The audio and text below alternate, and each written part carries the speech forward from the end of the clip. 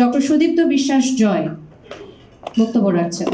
BCS confidence আয়োজিত 46তম BCS এর সুপারিশকৃত ক্যাডারদের সম্বর্ধনা অনুষ্ঠানে উপস্থিত প্রধান অতিথি, বিশেষ অতিথি, সমাপ্রদান এবং সামনে ভবিষ্য 46তম বিসিএস এর সুপারিশকৃত ক্যাডার বৃন্দদের আমার সাদর সম্ভাষণ।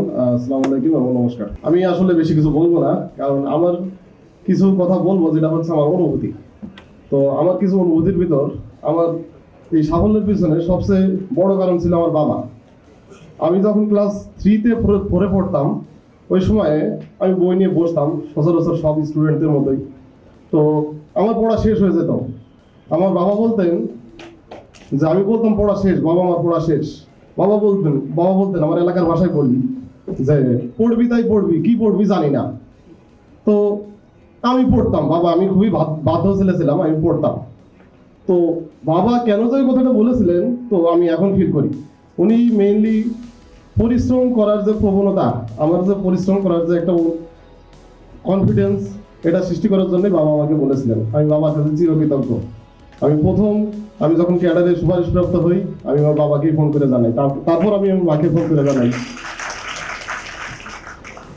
আরেকটা কথা বলি, এটা হচ্ছে আমার এক শিক্ষক, উনি হচ্ছে আমাকে বলেছিলেন যে, জয় তুমি তো অনেক ডেডিকেটেড, তো অনেক পড়াশোনা করো, তো তোমার প্ল্যান বি কি?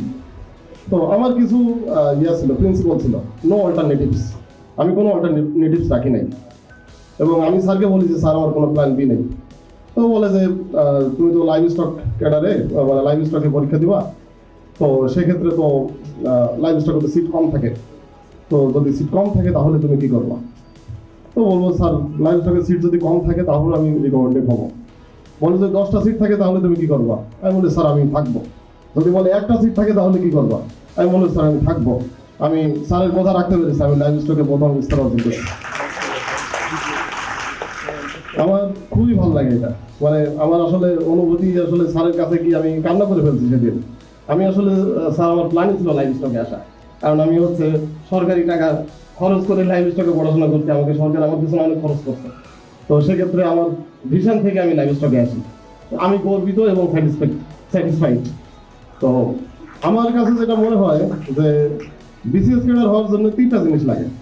এক হচ্ছে পরিশ্রম, 2 হচ্ছে স্মার্টনেস, আর 3 হচ্ছে সৃষ্টিকর্তার রহমত। তো এই 3টা যদি একই সাথে অ্যালাইন হয় তাহলে আসলে ঠেকানোর কেউ নাই, তো আমি এটা মনে করি। তো বিসিএস কনফিডেন্সের সাথে আমার পথ চলা প্রিলিমিনারির পর থেকে, তো কনফিডেন্স আমার ভিতরে কনফিডেন্স জোগাইছে, যেটা আমি মনে করি।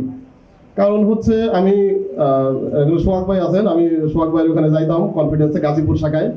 তো আমি প্রিলিমিনারির যে ওরা যে ফাইনাল মডেল টেস্টটা নিত, তো ফাইনাল মডেল টেস্টে আমি হচ্ছে পার্টিসিপেট করি। তো ওখানে অল বাংলাদেশে যে মেধা তালিকা, আমি মানে 2য় স্থানে ছিলাম। তো আমার কাছে যখন মনে হলো যে যদি একজনও ক্যাডার হয় তো আমি হব, আমি যে ক্যাডারই হই। তো তারপর থেকে কনফিডেন্সে আমি লিখিততে ভর্তি হই, লিখিত ক্লাস করি। তো তারপর থেকে কনফিডেন্সে রেগুলার পরীক্ষা দিই। তো 46তম বিসিএস আমরা আমাদের যারা একই সাথে সুপারিশপ্রাপ্ত হয়েছে, আমরা অনেক সময় পেয়েছি, প্রায় 1 বছরের উপরে। তো আমি কনফিডেন্সের সাথে সবসময় ছিলাম। তো কনফিডেন্সের যে প্রশ্ন কাঠামো, কনফিডেন্সের যে কোশ্চেন প্যাটার্ন, তো আর যে পরীক্ষার যে একটা ধারাবাহিকতা, এটা আমাকে অনেক হেল্প করছে। তো আসলে কনফিডেন্স আর কিছুই না, কনফিডেন্স হচ্ছে আমার কনফিডেন্স দেওয়ার কারিগর। তো আমি এই মহান প্রতিষ্ঠানের দীর্ঘায়ু এবং হচ্ছে কনফিডেন্স যাতে আরো এগিয়ে যেতে পারে, এবং এত এগিয়ে যেতে পারে যেখান থেকে তাকে দেখা যায় না, ছোঁয়া যায় না, শুধু দেখা যাবে। তো আমি কনফিডেন্সের দীর্ঘায়ু কামনা এবং হচ্ছে সবার সুস্বাস্থ্য, সমৃদ্ধি, অগ্রগতি কামনা করে আমি আমার বক্তব্য শেষ করছি। ধন্যবাদ।